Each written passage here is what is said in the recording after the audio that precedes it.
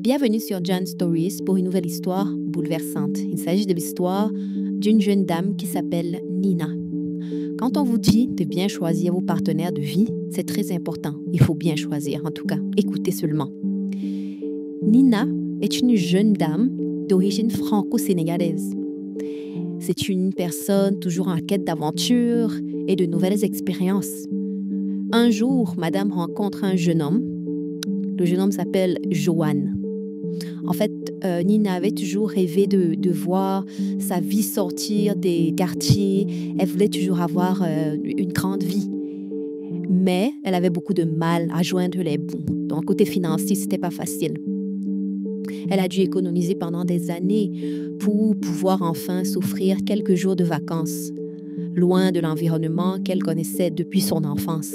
Elle rêvait de découvrir et de vivre autre chose que l'existence des quartiers populaires de Paris, vous voyez. Quand elle s'est sentie prête à courir à l'aventure, elle a choisi d'aller visiter le Danemark. On va savoir pourquoi. Parce qu'en fait, elle avait beaucoup entendu parler du Danemark par ses proches. Et quand elle s'est décidée d'y aller, quand elle est arrivée à Copenhague, elle a immédiatement été charmée par l'atmosphère, la sérénité qui régnait dans le pays. Elle a été complètement charmée. Après quelques jours dans la capitale, elle a décidé de se rendre à Odense, une petite ville, une ville plus paisible qu'elle avait choisie au hasard comme ça. Le désir de l'aventure, comme on vous a dit. Elle avait loué une petite chambre dans un charmant quartier, un charmant quartier résidentiel via Airbnb. Et c'est là, dans ce quartier tranquille et pittoresque, que madame a fait la rencontre de Johan, son voisin immédiat. Johan, c'était un homme de 40 ans, complètement à l'opposé d'elle. Il avait toujours mené une vie stable et routinière. Il était tranquille dans cette vie-là. Il n'éprouvait pas le besoin de quitter les frontières de son pays natal. Il était à l'aise. En fait, lui, il a grandi et il a vécu toute sa vie à Odense. Et il travaillait dans une petite entreprise familiale, des familles riches là. Pour lui, le monde extérieur se limitait seulement aux images qu'il voyait à la télé, qu'il entendait. Il n'avait jamais voulu découvrir plus que ça par lui-même. Et lors de leur première rencontre, Nina se promenait dans le jardin de la maison où elle séjournait. Elle admirait les fleurs en pleine floraison. Lorsque monsieur l'a aperçue, le gars était intrigué par l'étrangère qui souriait de façon éclatante, avec une belle allure exotique. Il a décidé de venir engager la conversation avec elle.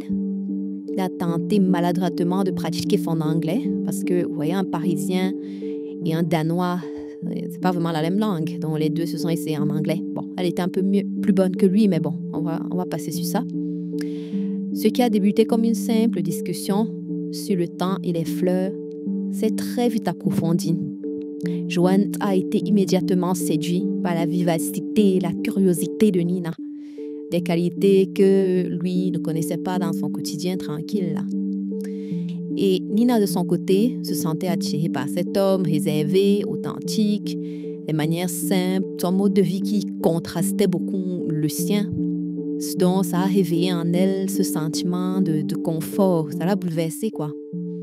Et donc, les jours suivants, Johan et Nina ont passé beaucoup de temps, de plus en plus de temps ensemble. Ils exploraient la ville, ils échangeaient leurs histoires, en fait, leurs perspectives différentes sur la vie. Et petit à petit, un lien a commencé à se créer. Vous comprenez déjà. Donc, ce qui au départ n'était qu'une petite rencontre comme ça au hasard est très vite devenue une relation assez intense. L'alchimie entre les deux était indéniable, quoi. Les vacances de Nina se sont allongées parce que madame était incapable de quitter Johan. Et l'amour est né comme ça. Elle a prolongé son séjour pour commencer, malgré les difficultés financières dont madame a laissé son cœur dicter ses choix. Chaque jour passé avec Johan renforçait leur connexion.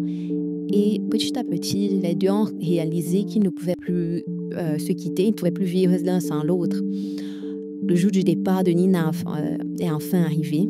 Et l'idée de quitter le Danemark, qu'elle ne connaissait même pas il y avait quelques jours, était déchirante pour elle. Elle ne savait pas qu'elle ne voulait pas retourner à Paris. Elle ne savait pas ce qu'elle devait retourner faire à Paris. Pour elle, son monde était devenu Joanne. Et les deux se sont promis de se revoir et de maintenir leur relation, même si c'était longue distance. Donc, c'était comme un petit réconfort pour les deux. De retour en France, Nina tente de se replonger dans sa vie quotidienne, mais son esprit reste constamment tourné vers Audence, vers Joanne. Les souvenirs de leurs moments, des moments qu'ils ont partagés ensemble, elle ne pensait qu'à ça. Et elle se surprenait à sourire comme ça, en pensant à lui et tout, en pensant à sa présence, sa générosité. Elle était seulement dans les nuages.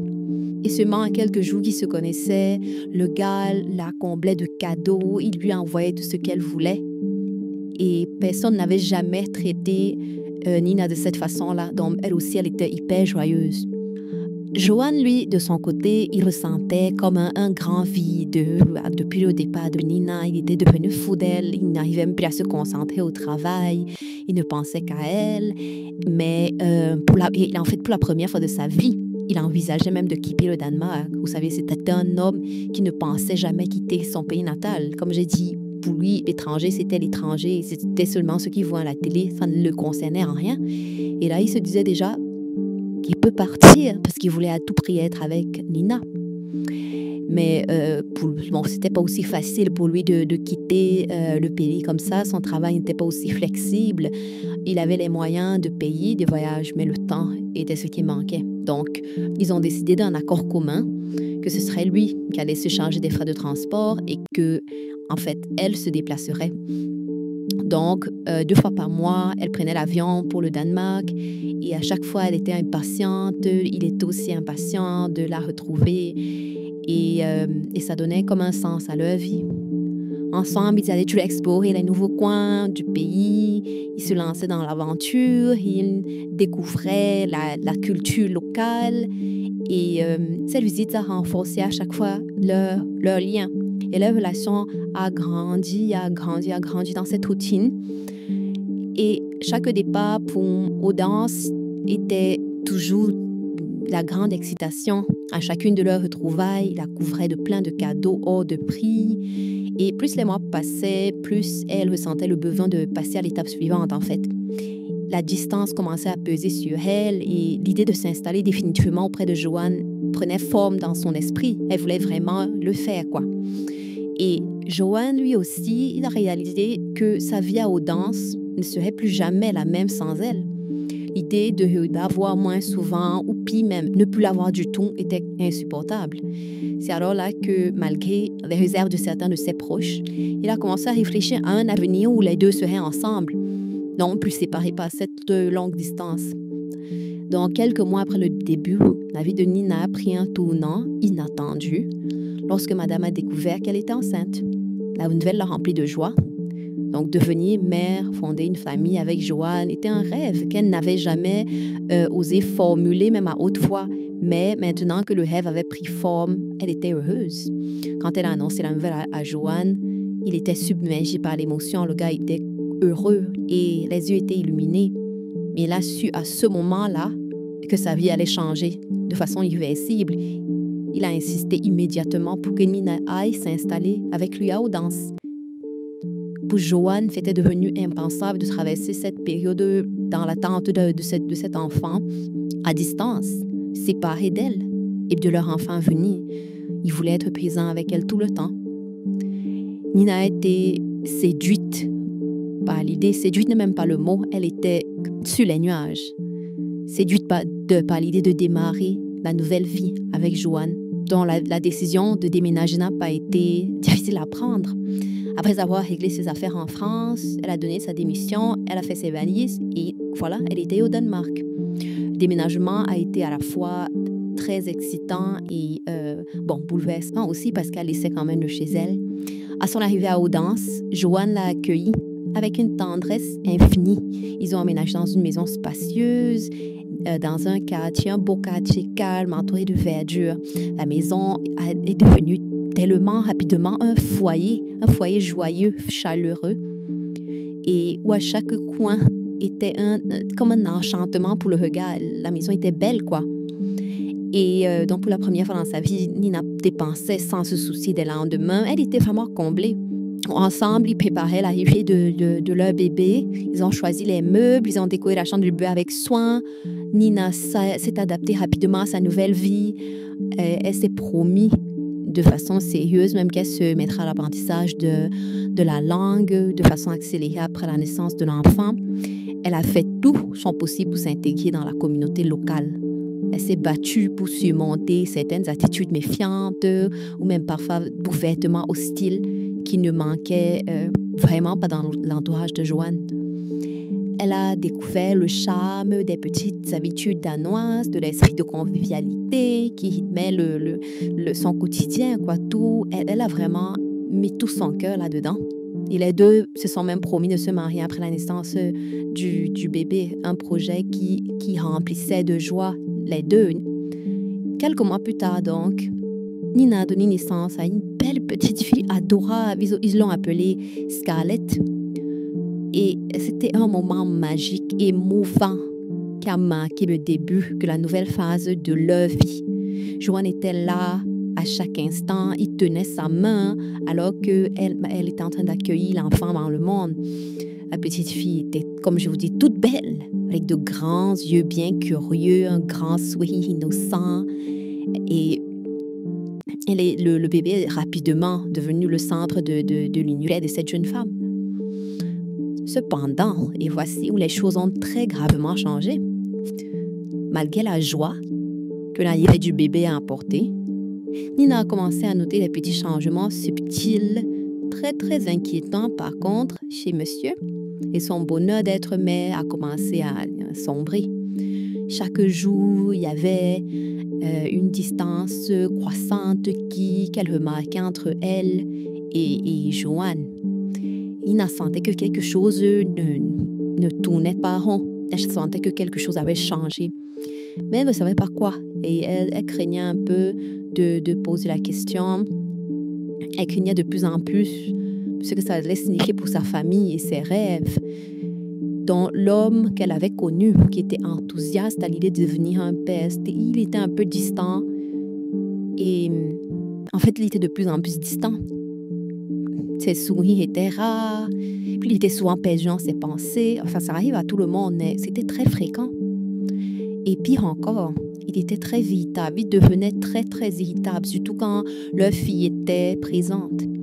Les moments de bonheur que les trois partageaient étaient de plus en plus rares. Et les moments-là se remplaçaient par les silences, comme on dit, awkward silence. Les silences très lourds, les tensions non dites. Elle a commencé à se demander par moments si la présence de Scarlett n'avait pas changé les choses.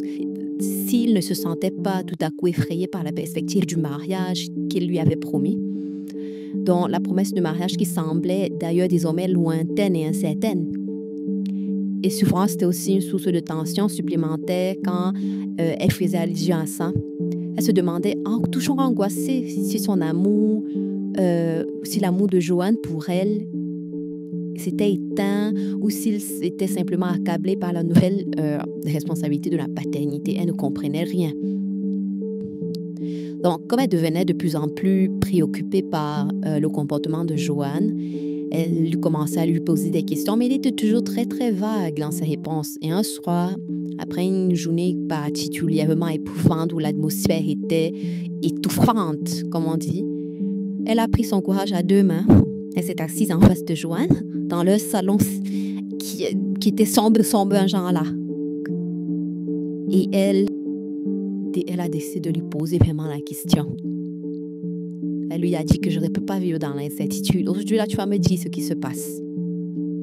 Et après un long moment de silence, Joanne, qui était très troublée, finit par céder.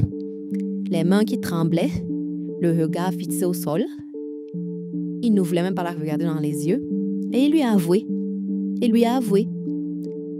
ce qu'il avait gardé enfoui au plus profond de lui depuis la naissance de leur fille. Il lui a expliqué. Avec hésitation, il lui a dit qu'il avait du mal à se lier à leur enfant. Non pas par manque d'amour, mais parce qu'il la trouvait trop différente de lui.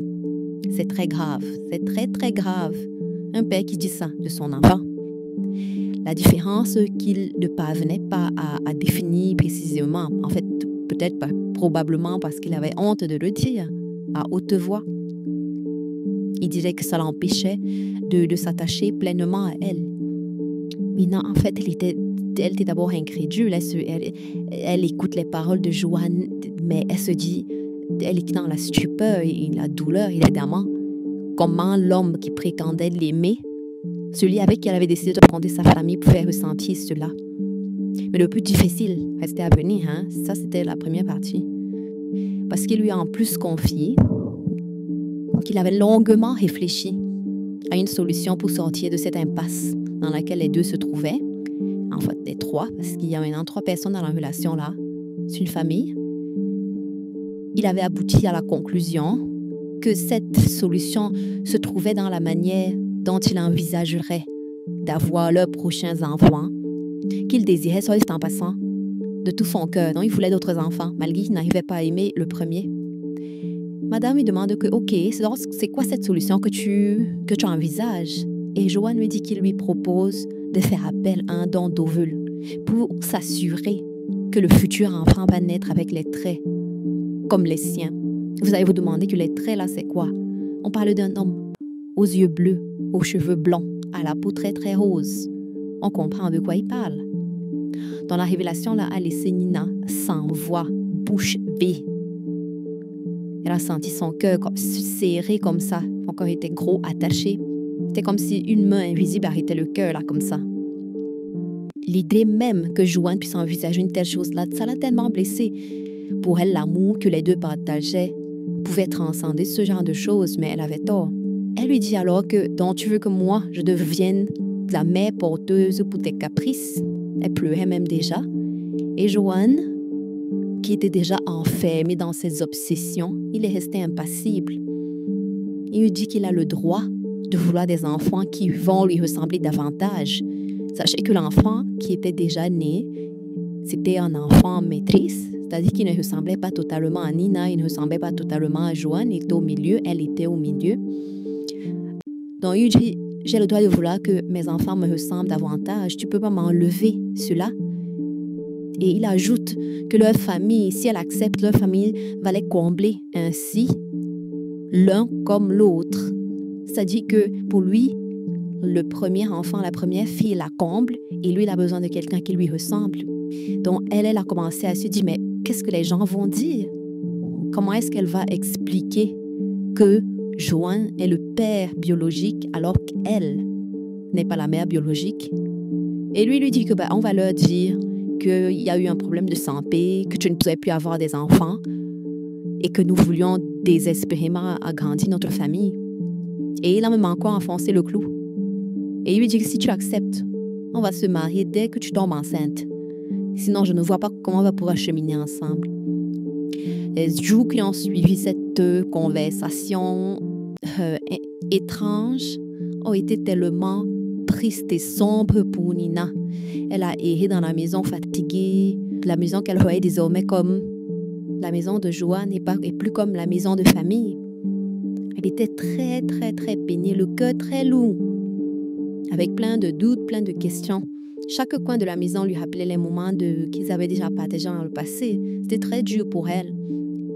Elle ne savait pas quoi faire. Donc, elle a longuement réfléchi aux implications de ses choix. Elle a imaginé l'avenir. Elle pensait à l'image que ça allait renvoyer à ses enfants si elle acceptait cette proposition étrange. À l'exemple qu'elle allait donner en tant que mère. Donc, il y avait tellement de réflexions. Les réflexions l'assaillaient tout le temps. Elle ne dormait même plus, elle n'avait plus de paix intérieure. Et de toute façon, quoi qu'elle décidait, sa vie était complètement changée. Elle était déchirée entre ses convictions, la nécessité de préserver sa famille, son avenir, sa fille, en fait, sur le plan émotionnel et matériel aussi, on ne va pas se le cacher. Et en fait, elle pensait aussi à son retour à Paris. Elle se disait que ça allait signifier un échec. Et son obligation de repartir à zéro, sans savoir comment elle s'y prendrait, comment être une mère célibataire en fait. Et parce qu'elle avait tout misé sur son avenir avec Joanne. Elle ne voyait pas comment retourner en arrière. Rester et poser un homme avec ses conditions et choisir la sécurité financière à laquelle elle aspirait et renoncer à ses convictions et perdre le respect d'elle-même. Ou bien renoncer à ce confort et conserver ses convictions personnelles. Donc, elle avait besoin de conseils de quelqu'un qui avait été confronté à ce genre de situation, ou de n'importe qui d'ailleurs, avant de pouvoir prendre sa décision. Qu'est-ce que vous auriez fait à sa place? Dites-moi dans les commentaires. Soyez précis, hein, n'ayez pas honte. En tout cas, ça revient à ce que j'ai dit au début. Il faut bien choisir vos partenaires, il faut poser toutes les questions, toutes les questions, n'oubliez rien. Parce que les gens on ne les connaît pas, on les voit, on pense qu'on les connaît, mais on ne les connaît pas. Faites très attention, le dehors est dangereux. En tout cas, merci d'avoir regardé, merci d'avoir écouté. Abonnez-vous. Beaucoup d'entre vous regardent, écoutent les vidéos, mais ne sont pas abonnés. Donc, abonnez-vous et vous allez recevoir de belles histoires toutes les semaines, parfois des histoires un peu étranges comme celle-ci. Mais vous n'allez jamais être déçus. Donc, abonnez-vous, activez la cloche pour recevoir les notifications, laissez des commentaires et partagez les vidéos. Bye!